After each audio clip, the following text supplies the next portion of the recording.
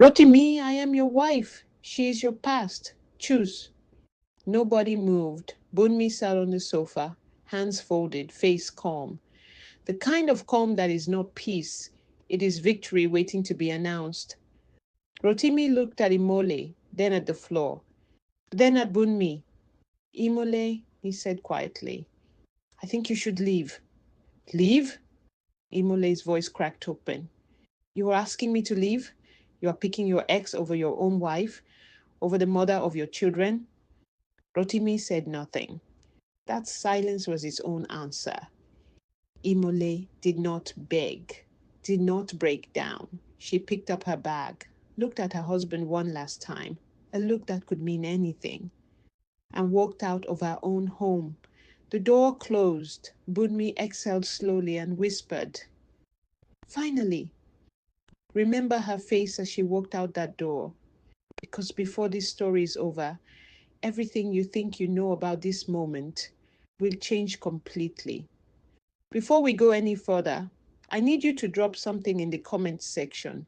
If you were Imole standing in that room and your husband just asked you to leave your own home for another woman, what would you have done? Would you have walked out quietly like she did? Or would you have burned that house down on your way out? Tell me in the comments and don't forget to drop where you are watching from. I want to see how far this story is reaching. And do not go anywhere because what happens next in this story is something you will not see coming. There is a kind of happiness that does not announce itself. It does not arrive with fanfare or noise. It simply settles into the corners of a life, into the smell of rice cooking on a Sunday afternoon, into the sound of a child arguing with a younger brother over something that does not matter, into the specific way a husband reaches for his wife's hand without thinking about it. That was the happiness living inside Rotimi and Imole Adiemi's home in Ogere. Rotimi was a carpenter by trade and a contractor by ambition, a broad shouldered, steady man who believed quietly and without drama that the most important thing he would ever build was the life inside his own four walls. He was not perfect. He was sometimes too quiet when he should have spoken, sometimes too gentle when he should have been firm. But he loved his wife the way rivers love their banks, not loudly, but constantly. Imole was a teacher, patient in the classroom, direct at home, and completely allergic to pretense in any form. She had built this house not just with Rotimi's income, but with her own two hands, choosing the curtains, painting the kitchen walls on a Saturday morning with their daughter Teniola, handing her brushes, planting a small garden in the backyard that she tended every morning before anyone else was awake. They had two children, Teniola, 7 years old, serious and watchful, like her mother, and Dio, 4, who had inherited his father's quietness and his mother's stubbornness in equal measure. It was not a dramatic life. It was not the kind of life that gets told in stories. Until the evening, Rotimi came home from work, sat down at the dinner table, and said, without quite meeting Imole's eyes, Someone is coming to stay with us for a while. Imole looked up from her plate. Who? Rotimi picked up his fork. Her name is Bunmi. We grew up in the same area. She is going through a difficult time. She has nowhere to go. How long is a while? Not long, he said, just until she finds her footing. Imole looked at her husband for a moment. There was nothing in his face she could point to, nothing she could name. Just a man asking his wife for a kindness that seemed simple enough. Okay, she said. That was the first mistake. Not because it was the wrong answer, but because it was an answer given without all the information. And Rotimi knew it. Bunmi arrived on a Thursday. She came with 2 suitcases, a handbag, and a smile that could light up a room and had probably burned down a few. She was tall, put together even in her difficulty, and she greeted Imole with both hands extended and warmth so immediate it felt rehearsed. Imole, I have heard so much about you, she said. Good things, I hope, Imole replied, smiling back. Only the best. They hug the way women hug when they are being polite. Brief, correct, surfaces touching. Rotimi stood slightly behind Bunmi, carrying her bag, and did not notice the 2 seconds where both women looked at each other, really looked, and took their measurements in silence. Teniola appeared in the hallway, curious. Bunmi crouched down immediately, produced a wrapped gift from her handbag, and said, You must be Teniola. Your father told me you love to draw. Teniola's eyes went wide. He told you about me? He talks about you all the time. Teniola looked at her father with the pure delight of a child who has just discovered she is known and loved beyond the walls of her own home. Rotimi smiled, a warm, unguarded smile. Imole watched that smile, filed it away without knowing why. The first 3 days were easy. Bunmi was helpful without being intrusive. She offered to cook twice and deferred when Imole declined. She kept her space tidy. She entertained the children on Saturday afternoon, so Rotimi and Imole could have a quiet hour to themselves, something they had not had in weeks. She seems nice, Imole told Rotimi that night. She is, he said. She has just been through a lot. What happened to her? You have not really said. A small pause, barely noticeable. Business went bad in Lagos. She lost a lot of money. She is trying to sort it out. Does she have family she can stay with? It is complicated, Rotimi said, and then he rolled over and closed his eyes. Imole lay in the dark for a moment, looking at the ceiling. Complicated. She turned that word over slowly, the way you turn, over a stone at the edge of a river. Not because you expect to find anything, but because something in you needs to check. She decided it meant nothing. She closed her eyes. She was wrong. It was on the 5th day that the first small thing happened. Imole came downstairs earlier than usual, and found Bunmi already in the kitchen, not cooking, just standing at the counter with a cup of tea, looking out of the window at Imole's small backyard garden. She did not hear Imole come in. For a moment, Imole stood in the doorway and watched her.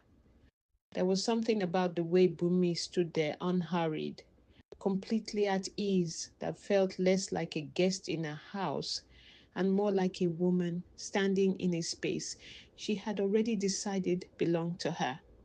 You are up early, Imole said. Bunmi turned around, and the ease vanished immediately, replaced by the warm smile. I could not sleep. I hope you don't mind. I made tea. I can make you a cup. It's fine, Imole said, moving to the kettle. Did you sleep well? Well enough. Bunmi looked back out at the garden. You planted all of that yourself? Yes, it is beautiful. Rotimi always said you had a gift for making things grow. Imole's hands paused on the kettle, just for a second. When did he say that? Bunmi smiled into her cup. Oh, we have spoken a few times over the years. You know how it is. Old friends keeping in touch. Old friends. Imole poured her tea. Yes, she said. Of course.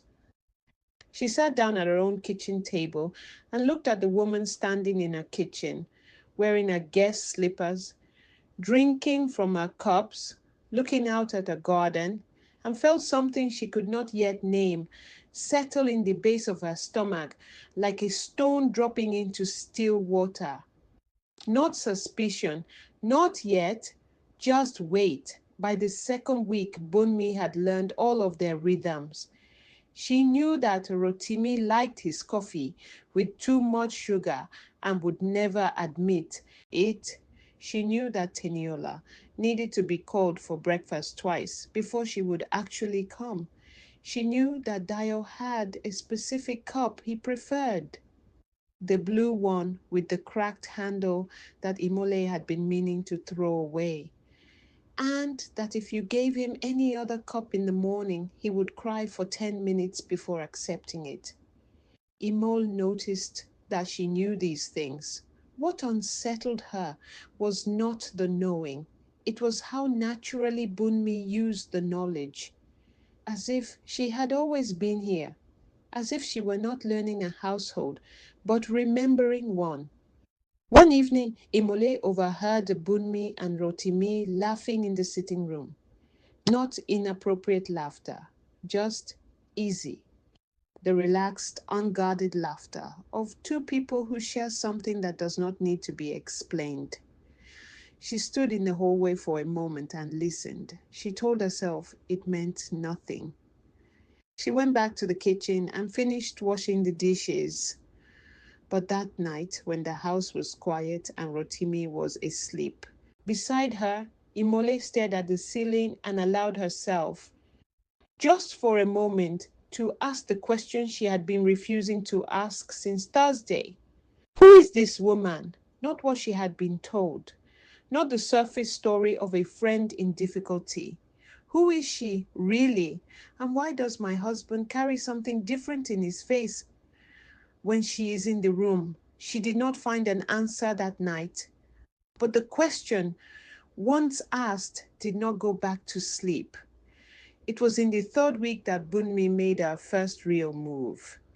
And she made it the way all dangerous people make their first move, wrapped in something that looked like kindness. Rotimi had been stressed. A construction contract he was counting on had fallen through, and he had come home 2 evenings in a row too tired to talk. Imole had noticed and given him space, the way she always did, because she knew her husband, and she knew that sometimes love looks like silence and room to breathe. But Bunmi noticed too, and Bunmi did not give him space. Bunmi made him a drink, sat across from him at the dining table, and talked to him for 2 hours. Imole watched from the kitchen doorway, dishcloth in hand, telling herself it was nothing. He was stressed. Someone was keeping him company. That was fine. That was generous even. But at some point during those 2 hours, Bunmi reached across the table and put her hand over Rotimi's, just briefly, the way you touch someone you are comforting. And Rotimi, her husband, the man who reached for her hand without thinking at family gatherings, did not move his hand away. Imole turned and walked back into the kitchen. She stood at the sink for a long time. Water, running, not washing anything. That was the night the weight in her stomach became something sharper. The next morning, Imole went into the guest room to change the bed sheets while Bunmi was in the shower. It was an ordinary task. She had done it every week since Bunmi arrived. She stripped the bed, shook out the pillows, and was reaching for the fresh sheet when something fell from between the folded pillowcase and dropped to the floor. A piece of paper, folded twice. Imole picked it up. She almost set it aside. Almost. She unfolded it. It was a letter, handwritten in Bunmi's handwriting, and it was addressed not to a friend, not to a family member, not to anyone in Lagos. It was addressed to Rotimi. Imole stood in the middle of the guest room, clean sheet still in her arms, and read. The first line alone was enough to stop her breathing. I never stopped loving you. I made a mistake when I left, and I have spent every day since then watching you build a life that should have been mine. Imole read it to the end, then she folded it, put it back exactly where she found it, finished making the bed with hands that were steadier than they had any right to be. She walked out of the guest room, down the hallway, and into the kitchen. She picked up her phone and she called her husband. Rotimi picked up on the second ring. Imule, is everything all right? She kept her voice low. Bunmi was still in the shower. She could hear the water running through the ceiling above her. She did not have much time. I need you to come home, she said. Now, I am in the middle of a site visit. What happened? Rotimi, just his name. The way she said it told him everything he needed to know about the temperature of what was waiting for him. A pause on the line. Then, I am on my way. She hung up, put the phone face down on the counter, and stood in her kitchen, with its curtains she had chosen and its walls she had painted, and stared at nothing. She did not cry. She was not ready for crying yet. Crying comes after understanding, and right now she was still in the part before understanding, the part where the ground has moved beneath your feet, but you have not yet looked down to see how far the drop is. She heard the shower stop. Upstairs, she put the kettle on. When Bunmi came downstairs 20 minutes later, her wrapped, smelling of Imole's shower gel, Imole was standing at the counter, stirring her tea with her back turned. Good morning, Bunmi said warmly. Good morning. Did you sleep well? Yes, thank you. Bunmi moved around the kitchen with the ease of someone who had stopped being a guest without anyone officially telling her. She opened the fridge, took out an egg, found the pan on the third hook without looking for it. The same hook where Imole had always kept it. Imole watched her from the corner of her eye and said nothing. Is Rotimi coming home for lunch today? Bunmi asked casually. He mentioned he might. Good. I was thinking of making that papa soup he likes. He looked tired last night. Imole turned around slowly. You noticed that? It is hard not to. Bunmi cracked the egg against the pan without looking up. He carries stress in his shoulders. Has he always done that? The question landed with a weight it was not supposed to show. Has he always done that? The words of a woman who knew him before. A woman asking another woman about a man as if they are exchanging notes on someone they both studied. Imole set her cup down carefully. I have to get Eniola ready for school, she said, and she walked out of the kitchen before the feeling in her chest could reach her face. Rotimi arrived home just before noon. He walked in to find Imole sitting in the sitting room alone. The children were at school. Bunmi's door was closed. The house had the particular silence of a place holding his breath. He sat down across from his wife. She looked at him the way she had never looked at him before, like she was seeing him and a version of him she did not know simultaneously. I found something in the guest room this morning, she said. Rotimi said nothing. A letter in Bunmi's handwriting. She kept her voice steady. It was not addressed to me. Something moved in Rotimi's face. Something that looked like the specific fear of a man watching the thing he buried begin to surface. Imole, who is she? She asked. And I do not mean what you told me. I mean, who is she to you, really? The room was very quiet. Rotimi looked at his hands, and just before he opened his mouth, Bunmi's door opened down the hallway. She appeared in the doorway of the sitting room, wrapped in a shawl, looking surprised in a way that was not entirely convincing. Ah, Oh, Rotimi, you are home early. I did not hear you come in. Rotimi looked up at her, then at Imole. Imole was watching her husband's face. And in that single moment, in the way Rotimi's expression shifted, when he saw Bunmi standing there, something between guilt and something softer that he could not fully hide. Imole got an answer that no letter and no conversation could have given her. She stood up, smoothed her dress. I have to go to the market, she said quietly. Imole, wait. Rotimi started. I will be back before the children come home. She picked up her bag. She walked past both of them without looking at either one. The door opened and closed. Bunmi watched her go. Then she looked at Rotimi. Did I interrupt something? She asked. Her voice was soft, concerned. Her eyes were not. Rotimi stood up and walked to the window without answering. Imole did not go to the market. She drove to the end of their street, parked under the large mango tree that had been there since before any of the houses were built, and sat with both hands on the steering wheel and the engine still running. Her mind was moving very fast, and she needed it to slow down.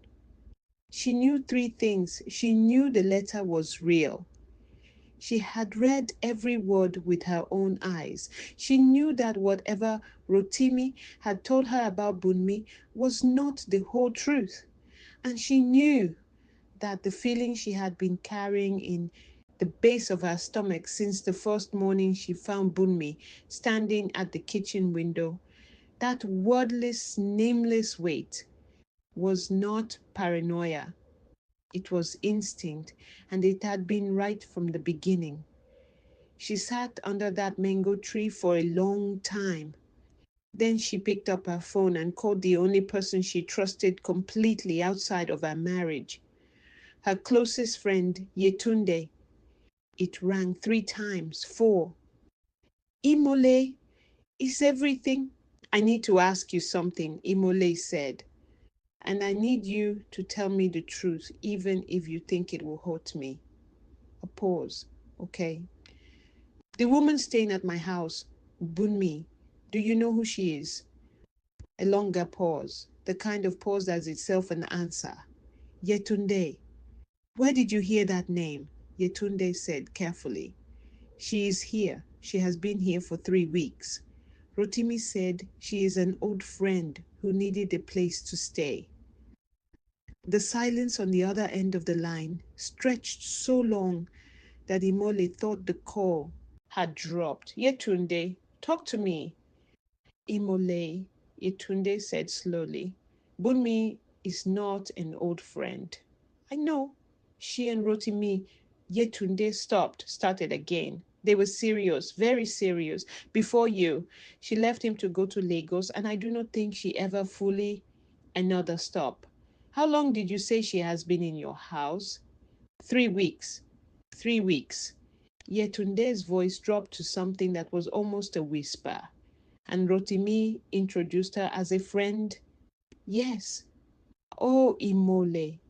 Those 2 words. The way Yetunde said them, quiet and heavy with the specific weight of someone who knows more than they are saying, wrapped themselves around Imole's chest and squeezed. Tell me everything, Imole said. What Yetunde told her took 20 minutes. She told her about Rotimi and Bunmi's relationship. 4 years, serious enough that people in their circle assumed marriage was coming. She told her about the way Bunmi left, not because the love was gone, but because she wanted more than the life Rotimi was offering at the time. She told her that Bunmi had gone to Lagos and the relationship had ended, and Rotimi had spent almost a year rebuilding himself before Imole came into the picture. She told her that Bunmi's life in Lagos had not gone the way she planned. She told her that among people who knew them both, the name Bunmi and the name Rotimi were never fully separated, that she had heard more than once, that Bunmi had never quite let it go. When Yetunde finished, the mango tree outside was casting a long shadow across the windscreen. Why did nobody tell me? Imole said. We thought Rotimi had, Yetunde said. We assumed. Nobody told me. The line was quiet. What are you going to do? Yetunde asked. Imole looked at the shadow on her windscreen, watched it shift slowly as the afternoon moved. I do not know yet, she said. She ended the call, put the phone on the passenger seat, and sat in the silence of her car, thinking about a woman who had been sleeping in a guest room for 3 weeks, cooking in her kitchen, learning her children's habits, standing at a window, looking out at a garden, and had never once introduced herself as what she actually was, the past, Rotimi's past, sitting inside Imole's present, making itself at home. She drove back slowly. When she walked through the front door, Rotimi was sitting at the dining table, waiting for her. Bunmi's room was closed again. The house smelled of the papa soup she had made. Rotimi looked up the moment Imole walked in. We need to talk, he said. Yes, she said, setting her bag down. We do. She sat across from him. The same table where 3 weeks ago she had said okay to a woman she knew nothing about, because she trusted the man sitting across from her completely. She looked at her husband. Tell me who she is, she said. All of it, from the beginning. Rotimi looked at his wife for a long moment, and then he began to talk. He told her about Bunmi, the 4 years, the way it ended. Not in a fight, not in betrayal, but in a Tuesday morning when Bunmi packed a bag, kissed him on the cheek, and told him she needed a bigger life than the one they were building. He told her that he had grieved quietly and alone and had not spoken about it to many people. He told her that Bunmi had reached out months ago saying she was coming back to Ogere and needed help. He told her he had agreed because he felt responsible, and because he stopped. Because what? Imole said. Because I felt guilty, he said. Because I knew she was struggling, and I knew some of it traced back to choices she made when she left. And I told myself I was just helping an old friend. But she is not just an old friend. No, he said, she is not. Imole was quiet for a moment. Did you know she still had feelings for you? Rotimi's silence was its own answer. Rotimi, I was not certain, he said carefully. I hoped, it was just, you hoped, Imole nodded slowly. The way people nod when they are not agreeing but processing. You brought a woman into our home who you hoped was not still in love with you. I know how that sounds. Do you? The pepper soup was sitting on the stove. Bunmi's pepper soup, made with Imole's pots in Imole's kitchen, for a man that Bunmi had decided somewhere between Lagos and Ogere still belonged to her. Imole stood up, walked to the window, looked out at her garden in the fading afternoon light. I want her out of this house, she said. Imole, I want her out, Rotimi. She has nowhere. That, Imole said, turning around, is not my problem. Rotimi looked at his wife. He looked at the floor. He looked at his hands again the way he always did when he was carrying more than he was saying. Give me a few days, he said. Let me figure something out, please. Imole looked at her husband for a long time. 3 days, she said, and then she leaves. She walked upstairs. She did not come back down for dinner. That night, long after the house was quiet and Rotimi had come to bed and the children were asleep, Bunmi sat in the guest room in the dark. She had heard everything, not all of it, not through a closed door, but enough. She had heard the tone She had heard Imole's voice. She had heard the word leave. She sat on the edge of the bed and thought. She had no plan for Imole to find the letter this soon. She had left it where she knew it might be found in the pillowcase, exactly where a woman changing sheets would reach. But she had expected more time first. She had expected the discovery to come later, when she had already moved deeper into the household's foundation. But this was not a problem. This was an acceleration. She reached under the mattress and pulled out her phone, opened a message thread, and typed 2 words to the contact saved, simply as D. It's time. She put the phone away, lay back on the bed, stared at the ceiling. 3 days, Imole had said. Bunmi smiled in the dark. She would not need 3 days. The next morning, Imole came downstairs to find Bunmi already in the kitchen. This time she was not making tea. She was cooking a full breakfast. Eggs, fried plantain, toast, the kind of breakfast that fills a house with warmth and smell and the feeling of being cared for.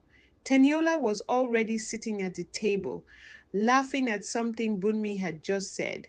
Dayo was in Bunmi's arms, the blue cracked cup in his hand, resting against her shoulder, like she was furniture he had always known.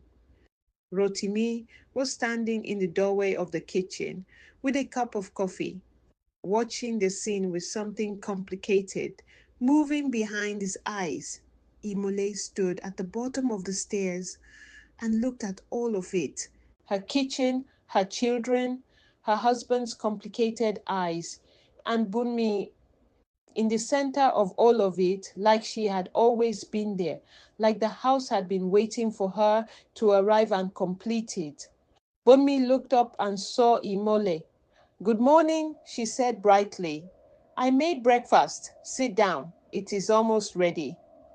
Imole looked at her daughter laughing, her son in Bunmi's arms. Her husband's complicated eyes. She sat down. She smiled. And behind that smile, she made a decision that she would not tell a single person about for a very long time. The 3 days Imole had given came and went. Bunmi did not leave. Not because Rotimi had not tried. He had approached her room twice with every intention of having the conversation. Both times Bunmi had opened the door, looking smaller than usual. Fragile. The first time, her eyes were red. Recently cried, the evidence arranged neatly on her face. The second time, she pressed a folded paper into his hand and said softly that she had found a place.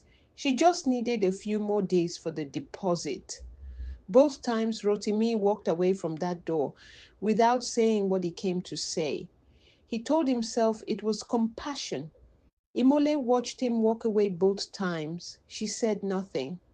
She had stopped counting the days out loud, stopped pushing, stopped asking.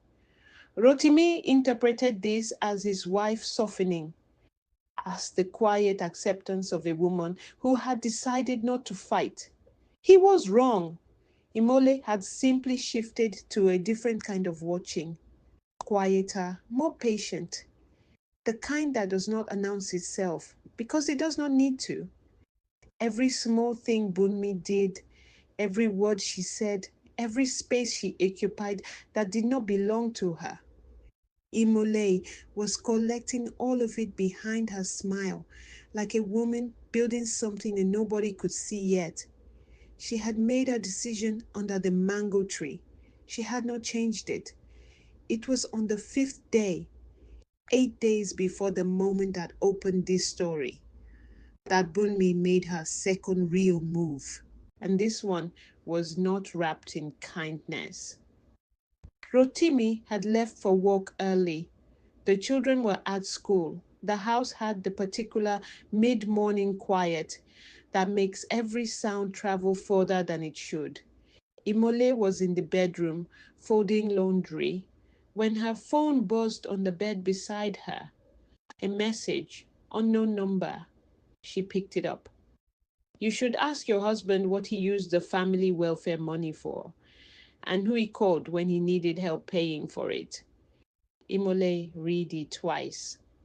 Then she sat down slowly on the edge of the bed with the folded shirt still in her hands. Family welfare money. She knew about the fund, a communal pool that Rotimi's extended family contributed to for emergencies. She knew Rotimi had drawn from it years ago when Dayo was sick as an infant. She knew it had been paid back. She had never thought to ask the finer details. Who contributed what? Who had been called? Who had been involved beyond Rotimi himself? She looked at the message again. Unknown number. She put her phone down, finished folding the laundry with steady hands. Then she went downstairs, made herself a cup of tea, and sat at the kitchen table. When Bunmi emerged from her room 20 minutes later and walked into the kitchen, Imole was already there, waiting. Sit down, Imole said. Something crossed Bunmi's face. Gone in an instant. Then the warm smile came up like a curtain. Good morning to you too. She moved toward the kettle. Let me just... Bunmi, sit down. The kettle stayed where it was. Bunmi turned around slowly. She looked at Imole, read the room. Then she pulled out the chair across from her and sat with the composed grace of a woman who had been preparing for this conversation. Who sent me that message? Imole asked. What message? Unknown number this morning, telling me to ask my husband about the family welfare fund. Bunmi's face arranged itself into concern. Someone sent you that? That is very strange. Bunmi, she stopped. I'm going to ask you once, Imole said. Did you send it? A pause, carefully measured. No. Do you know who did? No. Imole looked at her for a long moment, the look of a woman who has already reached a conclusion and is simply confirming it. Okay, she said. She stood up, picked up her cup. Thank you. She walked out of the kitchen. Bunmi sat at the table alone. Her hands were pressed together in her lap, harder than necessary. She had underestimated this woman. She had looked at Imole's warmth and her patience and her quiet and mistaken all of it for softness. She had assumed that a woman who smiled that much and held that much inside could be moved easily, destabilized with a letter, with proximity, with slow and steady pressure. She was beginning to understand that she was wrong. Imole was not soft. She was still. And still water, Bunmi was starting to remember, runs deeper than any river that announces itself. She needed to move faster. That evening, Bunmi called Dare. She went outside to the backyard, Imole's garden, the one she had been staring at since the first morning, and stood among the plants with her back to the house and her voice low. She knows something, she said. Not everything, but she is not afraid of me, and that is a problem. What do you need? Dare said on the other end. The documents we discussed. Send them tonight. Bunmi, Dare. A long exhale. Once I do this, there is no coming back from it. Good, she said. I am not trying to go back. She hung up, stood in the garden for a moment in the cooling evening. Somewhere inside, she could hear Teniola singing a song she had learned at school. Off-key and completely unbothered by it. She could hear Dayo laughing at something. She could hear the ordinary, unremarkable music of a household that did not know what was coming. She closed her eyes. She had loved this man for a decade. She had left because she believed she deserved more. She had spent 10 years discovering that more was not out there, that it had been here, in this ordinary town, in this quiet life, with this steady man who reached for people without thinking about it. She had come back to correct a mistake. She was not leaving without doing that. She opened her eyes, walked back inside. 3 days later, the documents arrived. Bunmi sat in her room with the door locked and read through every page carefully. What Dare had sent her was a detailed record of the Family Welfare Fund, contributions, withdrawals, dates, names.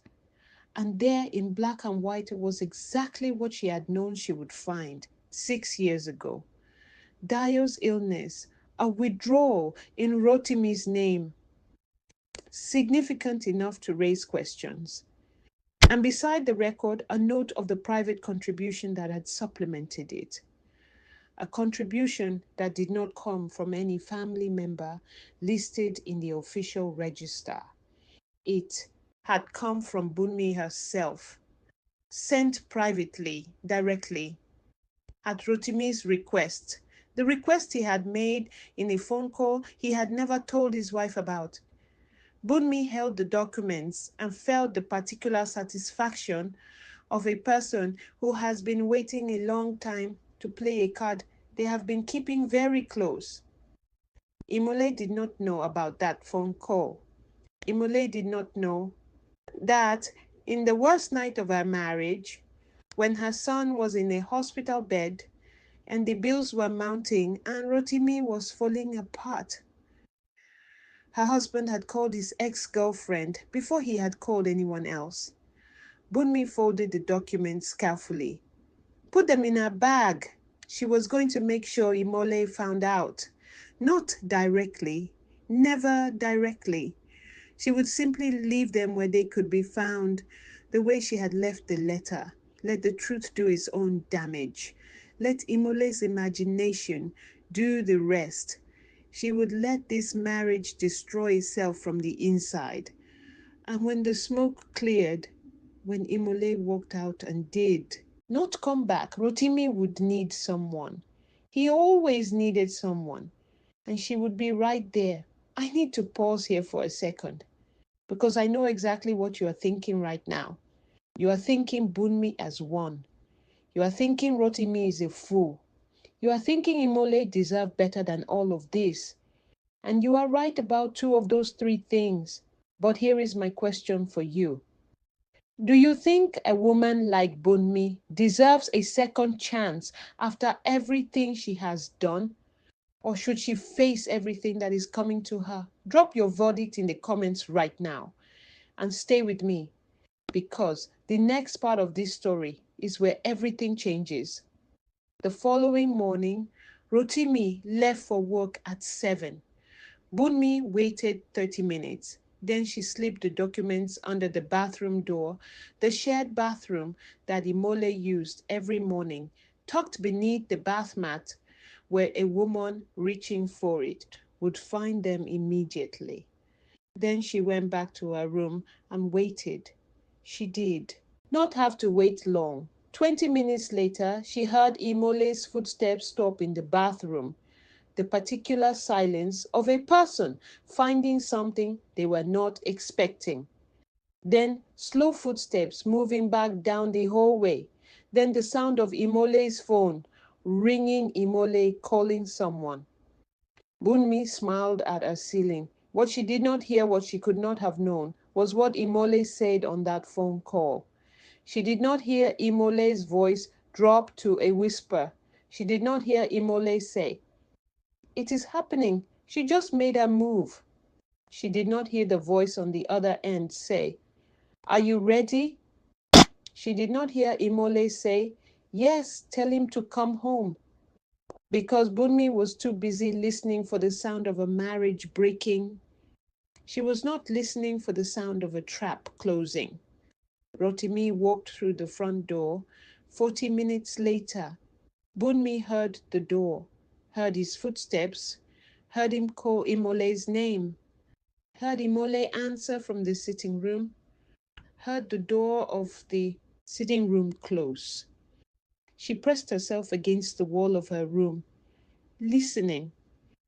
Their voices were too low to make out the words, but she could hear the shape of the conversation, the rise and fall of it, The tension in it. She could hear when it escalated. She could hear Imole's voice go tight. She could hear Rotimi's voice. And it did not sound like a man defending himself. It sounded like a man confessing. Bunmi frowned. That was not the script she had written. She had expected Rotimi to fumble, to minimize, to apologize and create distance between himself and Imole.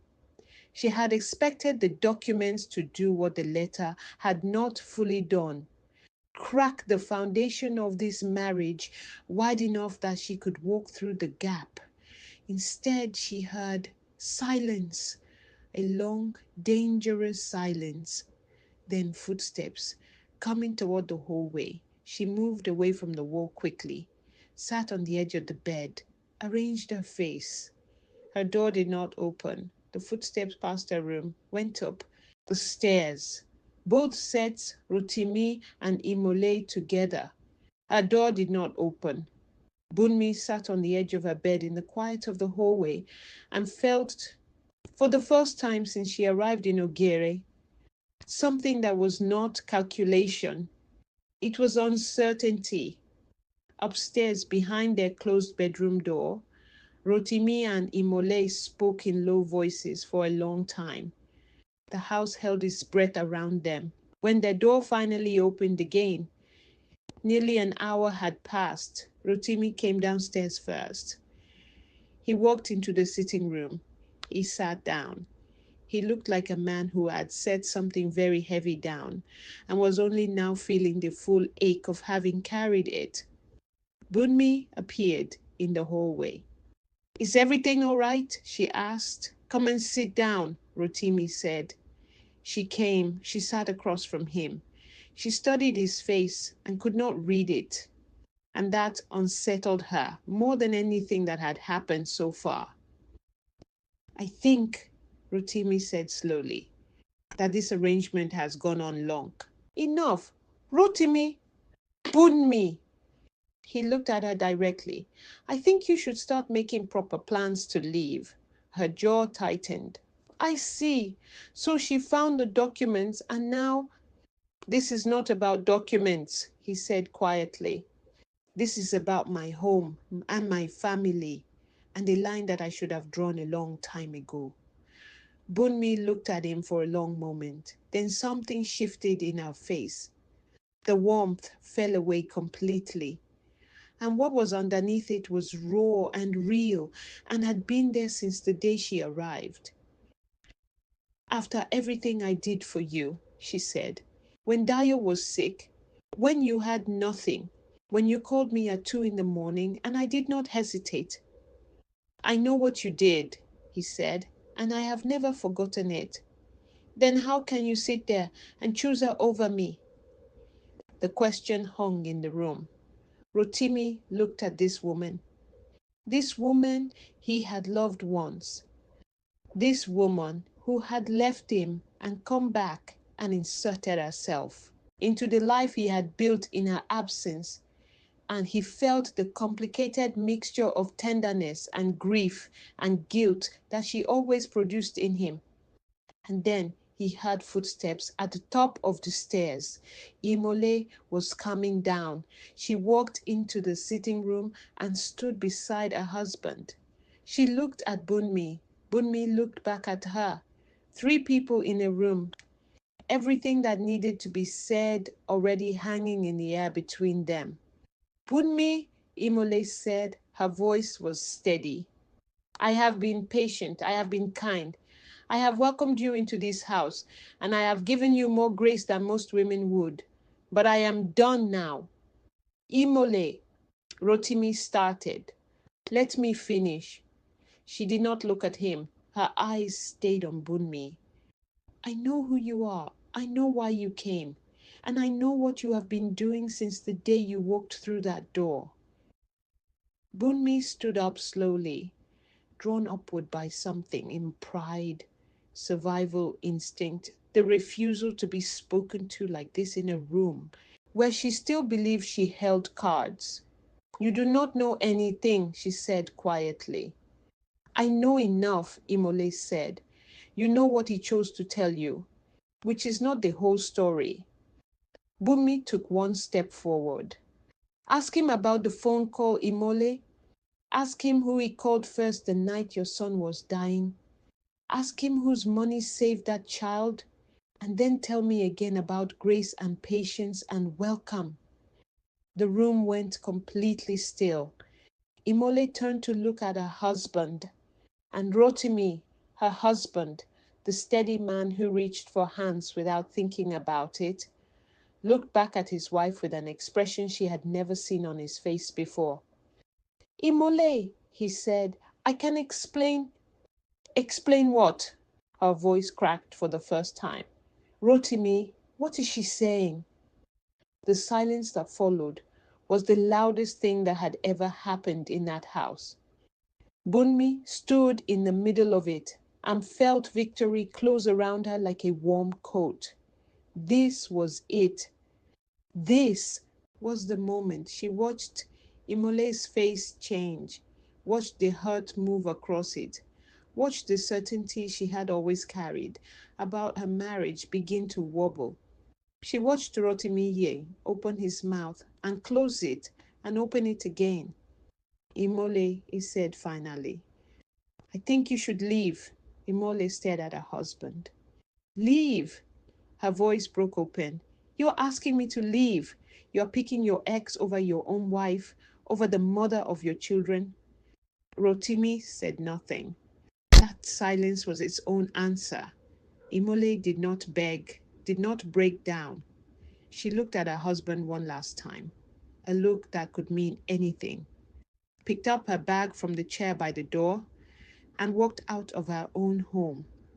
The door closed. Bunmi exhaled slowly. Finally, she whispered. She turned to Rotimi. He was still sitting on the sofa, elbows on his knees, face in his hands. She sat beside him, put her hand on his back. It is okay, she said softly. You did the right thing. Rotimi did not respond. She was never right for you, Bunmi continued. Her voice was the kind of gentle that had been practiced. You know that. You have always known that. Still nothing from him. Rotimi. She moved closer. Look at me. He looked up, and Bunmi, for the first time since she arrived in Ogere, allowed herself to believe that she had won, that the 10 years were over, that the mistake had been corrected, that this man, this home, this life was finally going to be hers. She smiled at him. He looked at her for a long moment. Then he stood up, walked to the window, looked out at the street where his wife had just walked away. I need some air, he said quietly. He went outside. Bunmi sat alone on the sofa. The house was quiet around her. Teniola's drawings on the wall, Dio's toys in a basket, the curtains, the paint, the photographs, Imole's house, still entirely Imole's house, but not for much longer. Bunmi leaned back, crossed her legs, looked around the room with the eyes of a woman already mentally rearranging the furniture.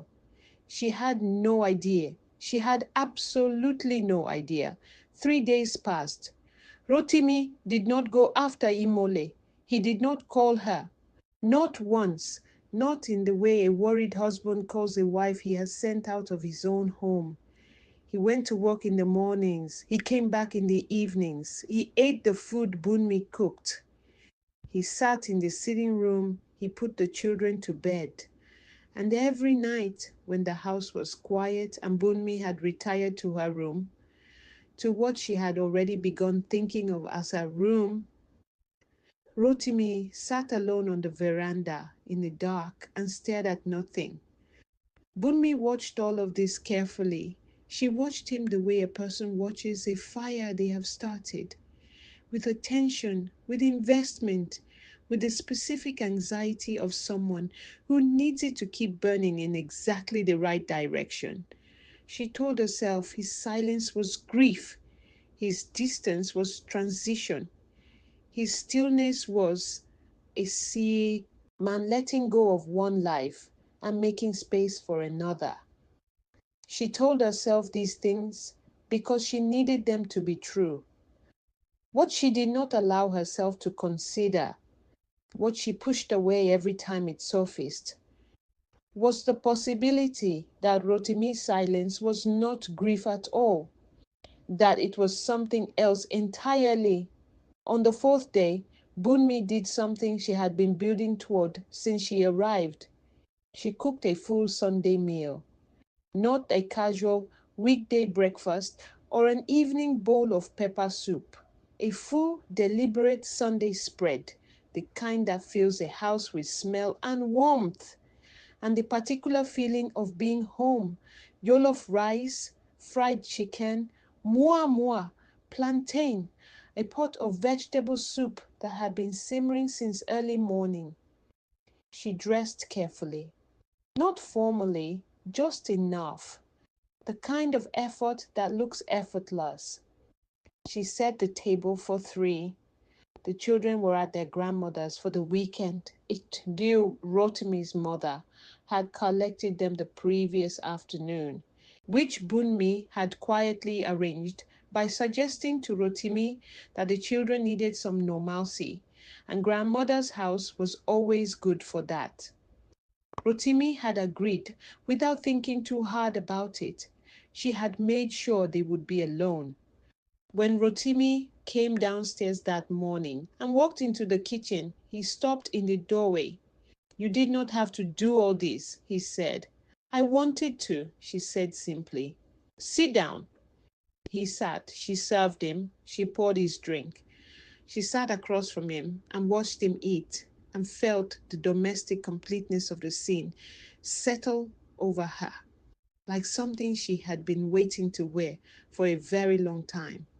They ate mostly in silence, but it was a comfortable silence, for it was dressed as one. At some point, Bunmi reached across the table and refilled his glass without being asked. "Do you remember," she said quietly, "that Sunday we cooked together in your mother's kitchen?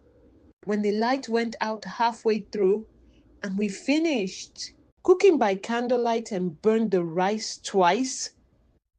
Rotimi looked up from his plate. Something moved in his face. "I remember. You ate the burned rice and said it was perfect." "I was lying." "I know," she said. "I knew then too." They looked at each other across the table. And Bunmi let the moment breathe. Let it expand. Let all the history it contained fill the room around them. 10 years, 4 years of loving each other, 6 years of wrong turns. And now, here, at this table, in the house that could have always been theirs if she had not been so certain that somewhere else was better. "Bunmi," Rotimi started. "I know," she said quickly, softly. "I am not pushing. I am not asking for anything today. I needed you to remember that there was something real, that it was not nothing." "It was never nothing," he said. She nodded, looked down at her plate, let a small silence pass. Then she looked back up. "What are you going to do?" she asked. "About Imole, about everything." Rotimi was quiet for a long time. He turned his glass slowly in his hands, looked at the table, looked at the food, looked at the woman across from him who had cooked it. "I do not know yet," he said. It was not the answer she wanted, but it was not a closed door, and Bunmi had spent 10 years learning to read the space between words. "Okay," she said. "Take your time." She refilled his glass again. What Bunmi did not know was that 40 minutes earlier, before he came downstairs, Rotimi had been sitting on the edge of his bed with his phone in his hand. He had opened his messages. He had typed 3 words to a number he had not texted in 4 days. "How are you?" The reply had come in less than a minute. "Holding. Is it working?" He had typed back, "Yes, stay ready." Then he had put his phone away, gone downstairs and sat at Bunmi's carefully arranged table and eaten her carefully cooked food and let her believe every single thing she needed to believe. He had done it without flinching, because what Bunmi had never understood about Rotimi, what she had mistaken for simplicity and smallness when she left him all those years ago, was that this man's stillness was not passivity. It was patience. And patience in the right hands is the most dangerous thing in the world. That evening, Dare arrived in Ogere. He came quietly. No announcement, no fanfare, just a car parked down the street and a phone call to Bunmi that she took outside in the garden. "I am here," he said. "Did anyone see you?" "No." "Good. Stay where you are. I will come to you." She slipped out of the house while Rotimi was in the shower, walked down the street in the early evening, got into Dare's car. They sat in the dark for a moment without speaking. Dare was a lean, careful man, the kind who thinks 3 times before saying anything once. He had known both Rotimi and Bunmi since childhood.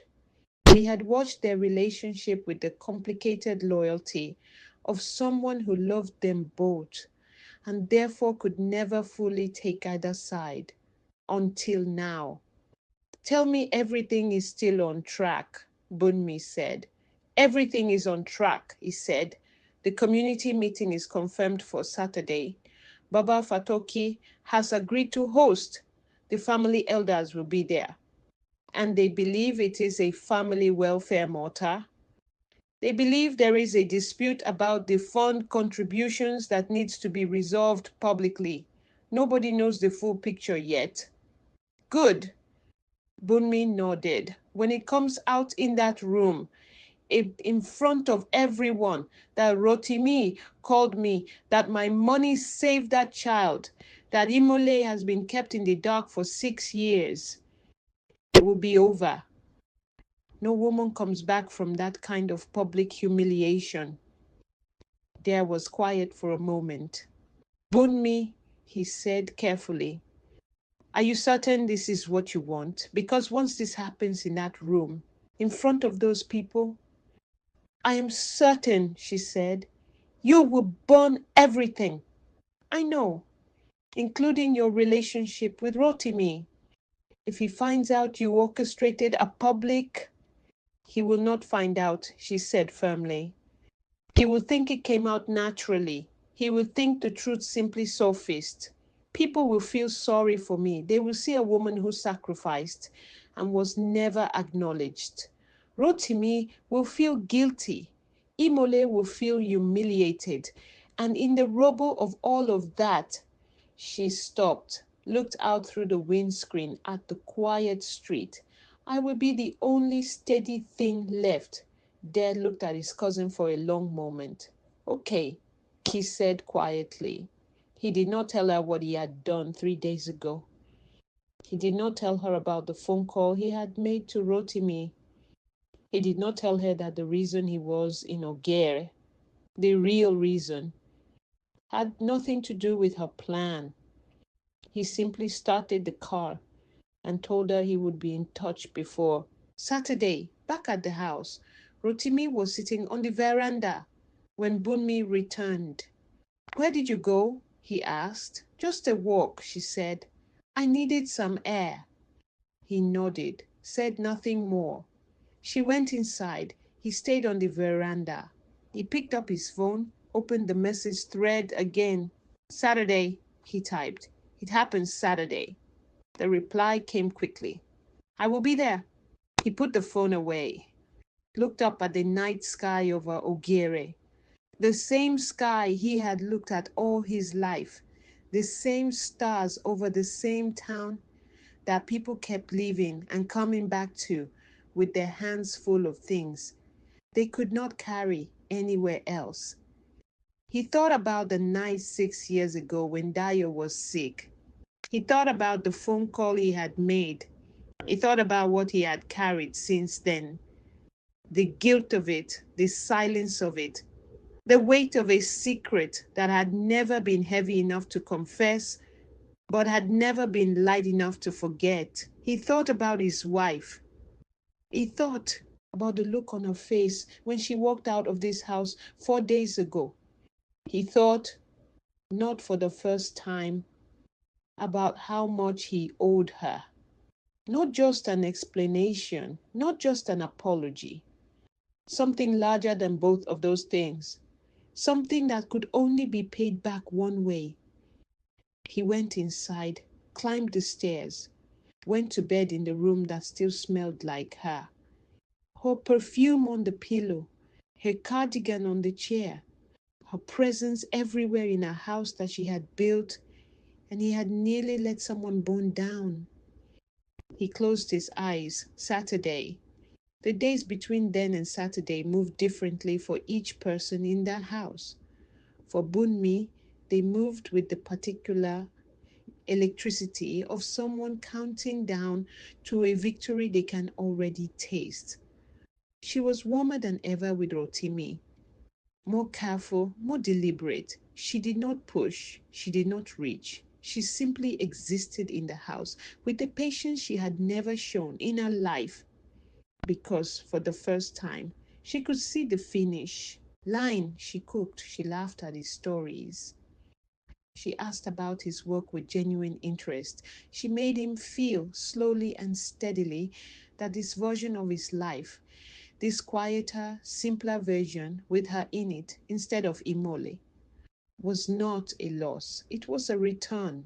For Rotimi, those days moved with the particular weight of a man performing one thing while feeling another.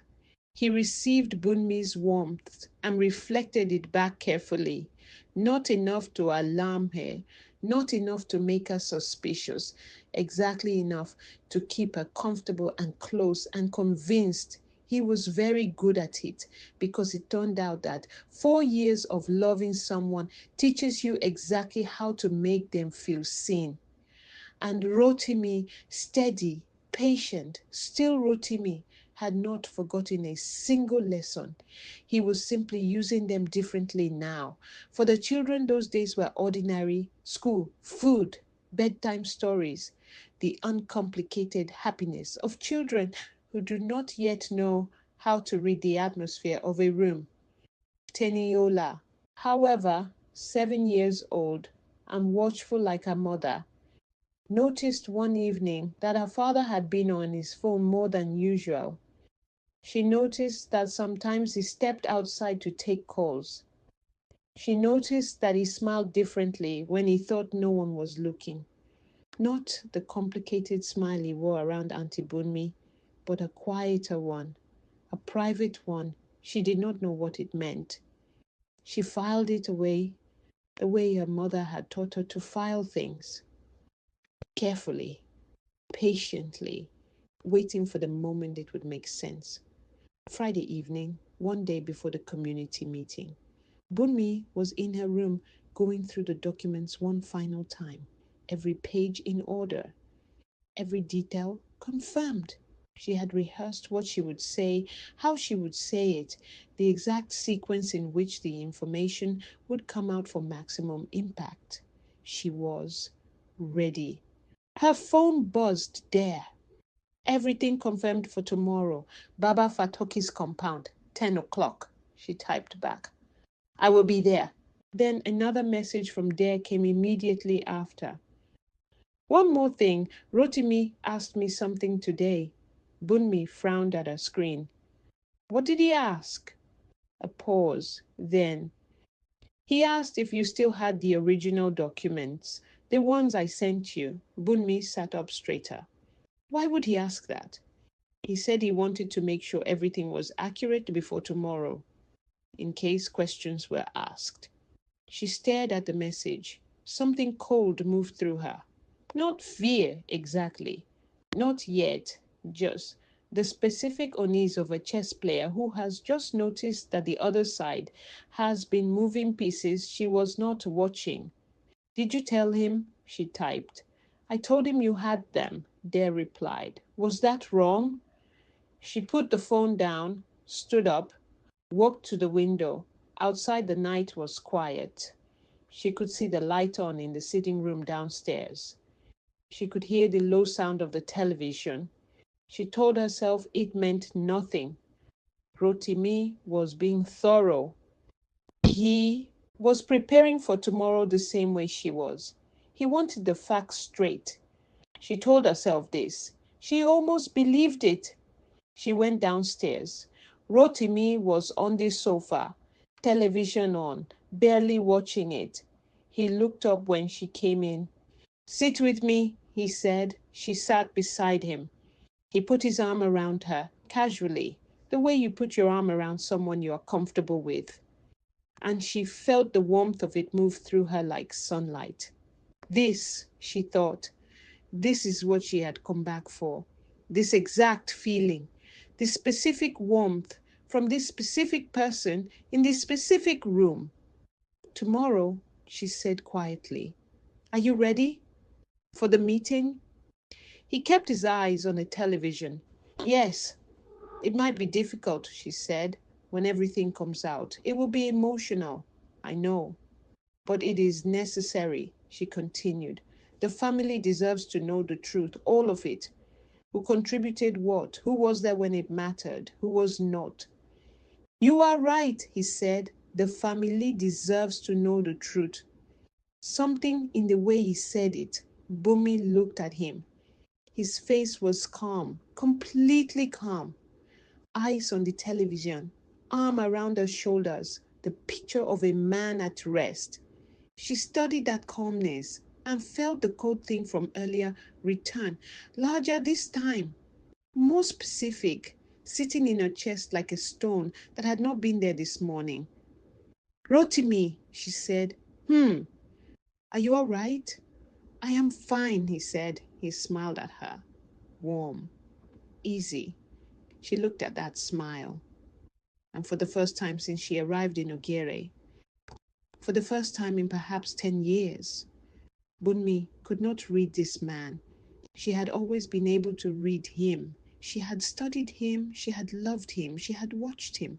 She knew his silences and his tells, and the specific way his jaw moved when he was hiding something. But this smile, this calm, she could not find the seam in it. Her heart beat once, harder than it should. Have. She looked away, looked at the television, told herself she was overthinking, told herself she was tired, told herself that tomorrow everything she had been working toward would finally arrive and all of this would be over. She leaned into his arm. He did not move away. The television played on. The house was quiet, and somewhere across Ogire, in a room that Bunmi did not know about, a woman was laying out what she was going to wear tomorrow morning, not with the clothes of someone who had been sent away, with the clothes of someone returning. Saturday arrived the way significant days always do, looking exactly like any other day. The sun came up over Ogare the same way it always did. The rooster from the neighbor's compound made its usual noise. The market at the end of the main road began its usual Saturday morning business. Voices, movement, the smell of fresh produce, and frying akara drifting through the streets. Ordinary, unremarkable, the kind of morning that, for that, she wore something simple, and for that, she wore something simple and well fitted. The kind of outfit that says I am not trying while trying precisely. She sat at the small mirror in the guest room and looked at herself for a long time. Today was the day. Everything she had been building since she arrived in Ogere, every carefully planted word, every calculated kindness, every document, every whisper, every late night sitting beside Rotimi on that sofa, all of it had been pointing toward this morning. She had one goal walking into Baba Fatoki's compound. Walk out with Rotimi's loyalty permanently transferred, not through romance, not through seduction, through truth, or the version of truth she had been arranging like furniture for weeks, in front of elders, in front of family, in a setting where what was said could never be unsaid and what was revealed could never be unknown. She had seen it done before. She had done it before in Lagos, in a different house, with a different couple. She knew exactly how these things worked. Public shame was the most permanent kind. It did not wash off. She picked up her bag, checked that the documents were inside, went downstairs. Rotimi was already in the kitchen, dressed, drinking coffee, calm. Ready? He asked. Ready, she said. They left the house together. Baba Fatoki's compound was already filling up when they arrived. The old man ran his household the way he ran everything, with the particular authority of someone who had been alive long enough that people stopped questioning whether he deserved it. He was seated at the center of the compound under the large shade canopy, flanked by two other elders whose names Bunmi did not know, but whose presence told her the gathering had the weight she needed it to have. Family members filled the benches arranged in a wide semicircle. Aunts, uncles, cousins, neighbors who had been in Ogere long enough to qualify as family by proximity. Rotimi's mother was there, small and upright in her chair, hands folded, face unreadable. He was sitting at the far end of one of the benches, slightly apart from everyone else. He looked up when Bunmi walked in. Their eyes met. She gave him a small nod. He did not nod back. She told herself it was nothing. She found his seat. Rotimi sat beside her. She surveyed the room with the quiet efficiency of a general, reviewing a battlefield she had already studied. Everything was in place. Baba Fatoki cleared his throat, and the compound settled into the particular silence of people who have gathered to witness something. We are here, the old man said, because a matter has been brought to this family's attention, a matter involving contributions, obligations, and the question of what we owe each other and what we do not. He looked around the compound slowly. We will hear from those who have something to say. We will listen, and we will speak the truth, because the truth, however uncomfortable, is always cheaper than the alternative. Murmurs of agreement moved through the gathering. Bunmi straightened in her seat. This was her moment. She opened her mouth, and from the entrance of the compound, footsteps measured, unhurried, the footsteps of a woman who had decided exactly how she was going to walk into this room and was executing that decision with complete precision. Every head turned. Bunmi turned. And the cold thing in her chest, the one that had been sitting there since Friday night, since Dare's message, since the moment she could not read Rotimi's smile, became something else entirely. Imole walked into Baba Fatoki's compound. She was dressed simply, no performance in her appearance, no armor in her outfit, just a woman in her own skin walking into a room full of people who had been told half a story with the full one in her hands. She did not look at Bunmi. She looked at Baba Fatoki. She greeted him with both hands and the full respect of someone who understood what this gathering meant and was not afraid of it. Then she sat down across the compound from Bunmi. Rotimi, beside Bunmi, did not look surprised. Bunmi looked at him. He was looking straight ahead, that calm again, that unreadable, unshakable calm. Rotimi, she said quietly, did you know she was coming? He did not answer. Rotimi, let us listen, he said quietly. Baba Fatoki is speaking. The meeting began the way Bunmi had designed it to begin. One of the family elders raised the matter of the welfare fund, its history, its purpose, the contributions made over the years. Names were mentioned, amount discussed. The night of Dayo's illness came up, as she had arranged for it to come up, and the room's attention sharpened around it, the way attention always sharpens, around the child's suffering. Bunmi let it build, let the room fill with the right energy, let people lean forward in their seats. Then she spoke. She stood slowly, composed, the picture of a woman who has something difficult to say and is saying it anyway out of love for the truth. She told them about the withdrawal from the welfare fund. She told them about the gap, the amount that the fund had not fully covered. She told them that she had contributed privately, personally, to fill that gap, that she had done it without hesitation because she believed in family, that she had done it quietly because she had not wanted recognition. She paused there, let the room absorb the selflessness of it. Then, carefully, regretfully, with the performance of someone who wishes things were different, she said that what hurt her was not the lack of recognition. It was that the wife of the household had never been told that Imole had been kept in the dark about who had helped save her son, that there was a debt, not financial, but human, that had never been acknowledged because someone had chosen silence over honesty. She let that land. She looked around the room at the faces turning, processing, beginning to feel the indignation she needed them to feel. She did not look at Imole. She sat down. The compound was quiet for a moment. Then Baba Fatoki looked across the room.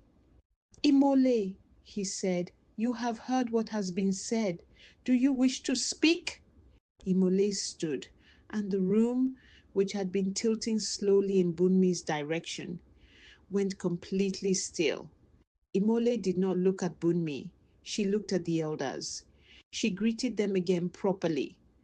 And then she spoke in the clear, steady voice of a woman who has nothing to hide because she has already looked at every ugly thing and decided it cannot break her.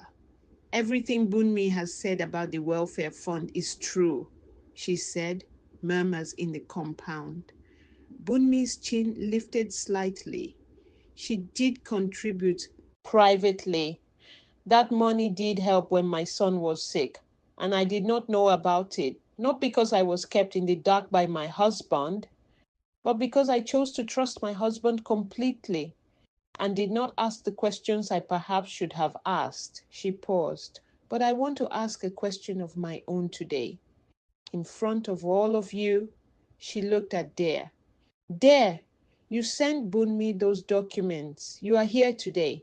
I would like to ask you, when Bunmi contacted you about coming to Ogere, what did she tell you her reason was? The compound shifted. Eyes moved to Dare. Dare stood slowly.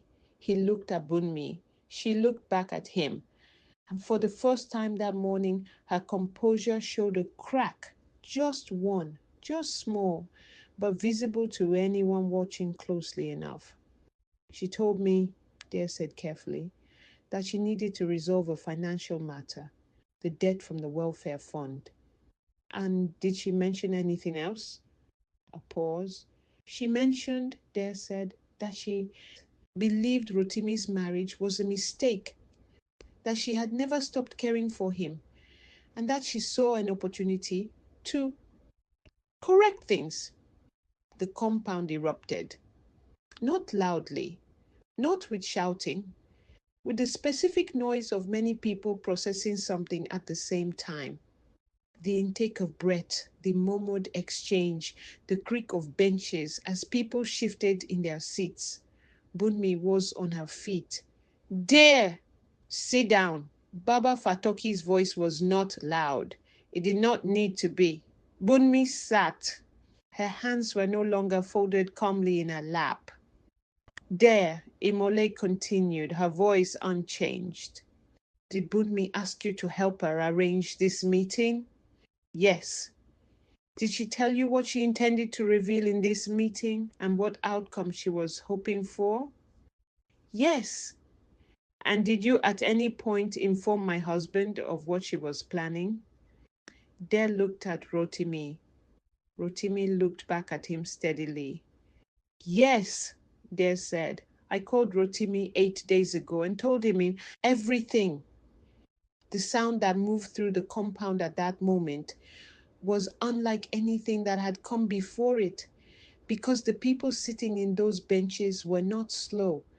They were Ogere people, people who had been reading rooms and understanding subtext and following the architecture of family drama for their entire lives.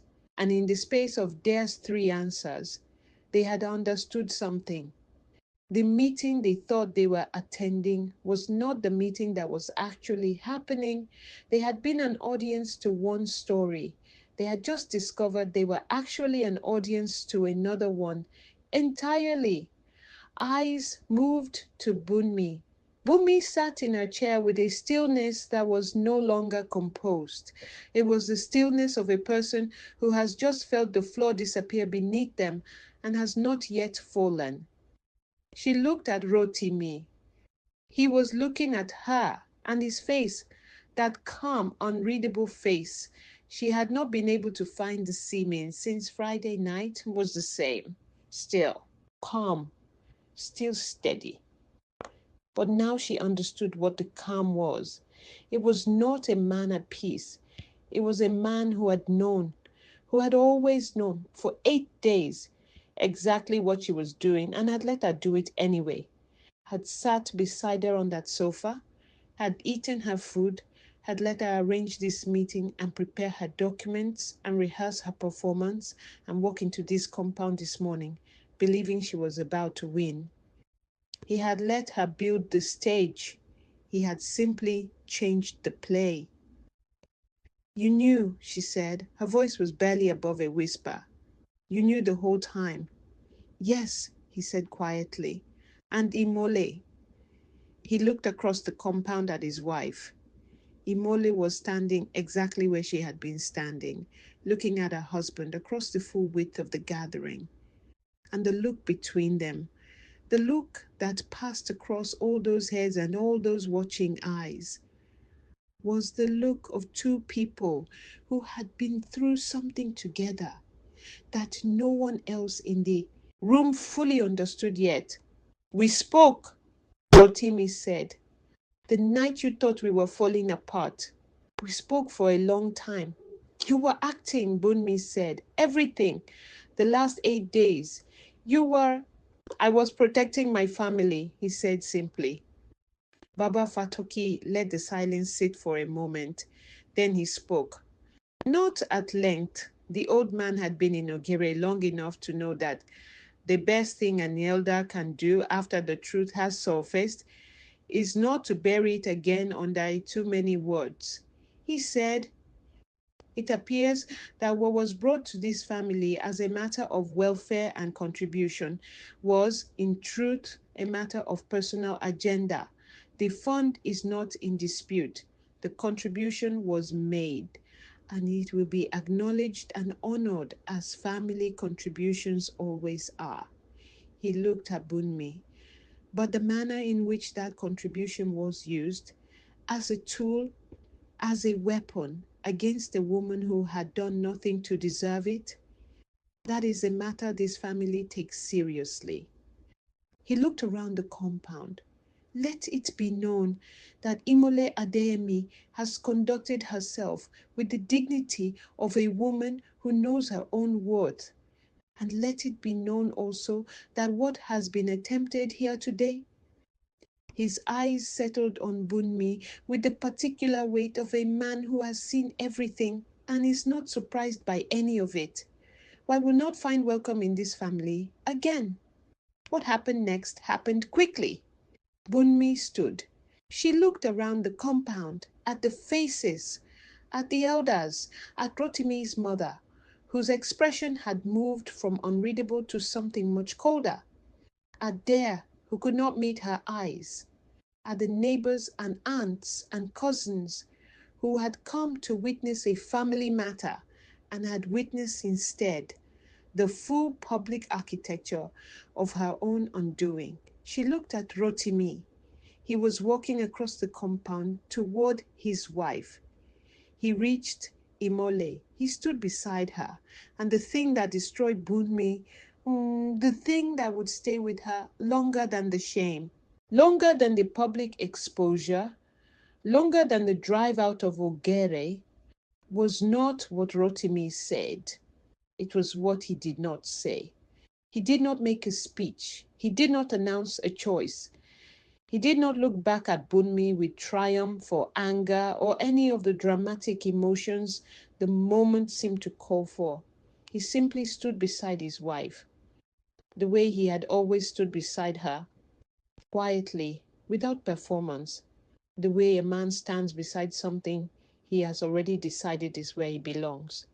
And Imole, his patient, still deep water wife, looked up at him once, just once. And in that look was everything that had passed between them in the last 8 days. The hurt, the hard conversation, the decision, the plan, the cost of it, the choice to pay that cost anyway. She looked away, and together, without another word to anyone, they walked out of Baba Fatoki's compound. Bunmi stood in the middle of the emptying compound for a long time. People moved around her, collecting their bags, exchanging low words, filtering out through the entrance. Some looked at her, most did not. The ones who did look wore expressions she recognized from her worst nightmares. Not hatred, not outrage, but something quieter and more final. Pity. Dare came to stand beside her eventually. She did not look at him. I had to, he said quietly. You know I had to. She said nothing. Bunmi, do not. He was quiet for a moment. Then, I am sorry. She laughed, a short, dry sound with nothing inside it. For what exactly? For telling him? For sending the documents? For bringing me here in the first place? For all of it, he said. For not telling you sooner that this was not going to work, that it was never going to work. She looked at him finally. You do not know that. Bunmi, his voice was gentle, the gentleness of someone delivering something that cannot be softened. He never called you because he needed you. He called you that night because he was desperate and you were familiar and you were kind and he was grateful. But gratitude is not love. And familiar is not belonging. She looked away. The compound was almost empty now. Just the two of them and the old benches and the shade canopy and the morning light coming over the walls. He built that life, Dare said. With her, every piece of it. You were not there for it, and she was. That is not something you can undo with documents and meetings. And he stopped. You cannot take someone's life from them just because you decided too late that you wanted it. Bunmi stood in the empty compound, and the question she had silenced in herself for weeks, the one she had pushed away every time it surfaced, the one she had been too afraid to look at directly because she could not afford to, came back now in the silence. What exactly are you reclaiming? She had told herself she was reclaiming Rotimi, reclaiming the life she had given up, correcting a mistake. But standing here now, in the ruins of the plan she had spent weeks building, in a compound full of empty chairs and the ghost of everyone who had just watched her fall, she finally looked at the question properly. And the answer that came back was not about Rotimi. It was not about the house or the children or the life she had been trying to insert herself into. The thing she had come back to reclaim was herself. the version of herself that existed when she was loved by someone steady, the version that had felt for 4 years like enough, like more than enough, like everything. She had left that woman in Ogere when she went to Lagos chasing something bigger, and she had spent 10 years looking for her everywhere else. Rotimi had not been the destination. He had been the last place she remembered being whole. And you cannot go back to a place just because you were once happy there. The place does not hold your happiness for you. It moves on, it changes, it grows other things in the space you left behind.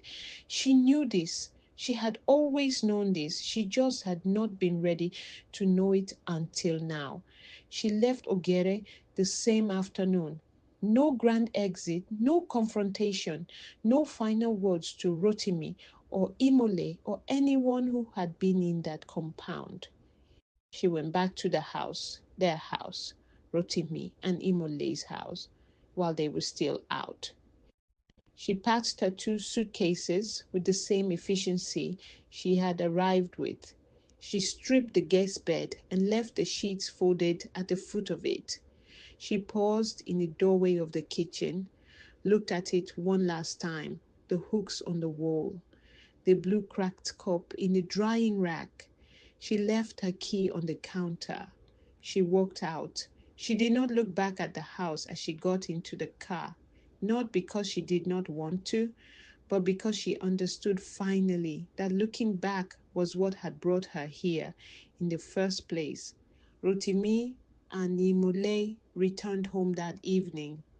The children were back from grandmother's Tenayola, immediately investigating every corner of the house with the thoroughness of a child who had sensed something was different and needed to confirm it. Dio found his blue cup in a drying rack and carried it around the house for an hour as if ensuring it had not gone anywhere. Rotimi stood in the kitchen doorway and watched his family move through their home. Imole came to stand beside him. They stood there together for a moment in the doorway of the kitchen, not speaking, not needing to. She left the sheets folded, Imole said. I know. I did not expect that. Rotimi was quiet for a moment. She is not a bad person, he said. She is a person who did a bad thing. Imole looked at him. There is a difference? I think so, he said. I have to think so. She looked at him for a long moment. This man, this quiet, still patient man, who had carried a secret for 6 years and had almost let it cost him everything, and had found at the last possible moment the courage to use it differently. We need to talk, she said, properly, about all of it, the phone call, the money, all of it. I know, he said. I am ready. It is going to be a long conversation. I know that too. She nodded, looked back at her kitchen. After dinner, she said. After dinner, he agreed. She moved past him into the kitchen. He stayed in the doorway one moment longer, listening to the sound of his children and his wife filling the house with the ordinary, irreplaceable music of his actual life. Then he went in. 3 weeks later, a mutual friend of Rotimi and Bunmi's sent him a message. Just 3 lines. Heard Bunmi got to Lagos safely. She has enrolled in a business program. She seems different, quieter. Rotimi read it, put his phone down, told Imole. Imole was quiet for a moment. Then she said, Good. Just that. Nothing more. But the way she said it was not cold. It was not triumphant. It was the sound of a woman who understood that the best ending to a story like this is not destruction, it is change. So let me ask you this, and I want you to be completely honest in the comments. When Rotimi asked Imole to leave that room at the very beginning of this story, did you think for even 1 second that it was a plan? Did you see it coming? Because most people did not. And one more thing. Do you think Imole was right to forgive Rotimi after everything he hid from her for 6 years? Or was the damage already done? Drop your answer in the comments right now. And if this story kept you until the very last word, share it with someone who needs to hear it today. Because some stories are not just for entertainment, some stories are mirrors. And this one might be showing somebody something they needed to see. The woman who stood between a husband and his wife. A story about blood and loyalty, about the past refusing to stay buried, about the things we carry in silence and the cost of carrying them too long, about a woman who confused their memory with a destination, and about a marriage that survived not because it was perfect, but because two people chose it on purpose, out loud, together.